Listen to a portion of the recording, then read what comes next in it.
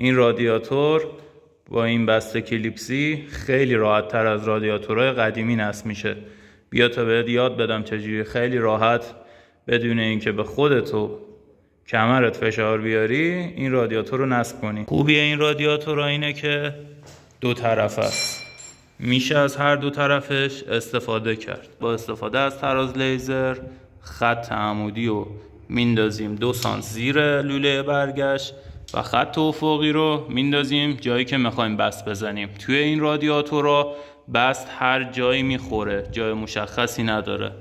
پس میایم بستمون رو میذاریم و خط عمودی رو با انتهای چنگه پایینی بست تنظیم میکنیم و خط افقی رو با کنار بست برای صاف بودنش. سوراخ‌ها رو علامت میزنیم همونجور که میبینین من قبلا این کار رو کردم و برای بست کناریش دوباره همین کار رو انجام میدیم. فقط کافیه تراز لیزر رو بچرخونیم و کمی اونورتر خط افقی رو داریم و دوباره بستمون رو تنظیم میکنیم. مرحله بعدی فقط کافیه که علامتایی که زدیم و دلرکاری کنیم.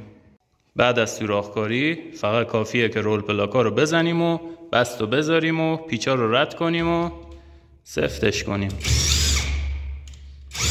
حالا فقط کافیه که رادیاتور رو بیاریم و بندازیم انتهای رادیاتور رو توی چنگه پایینی، بذاریم رادیاتور رو سر جاش، این بست رو به این حالت بکشیم، بست بغلیش هم بکشیم و جا بزنیم داخل کار.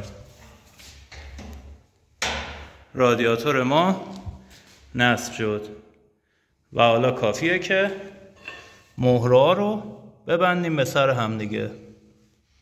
پکیج ما نصب شد. همراه ما باشین. اینجا تاسیسات چیه؟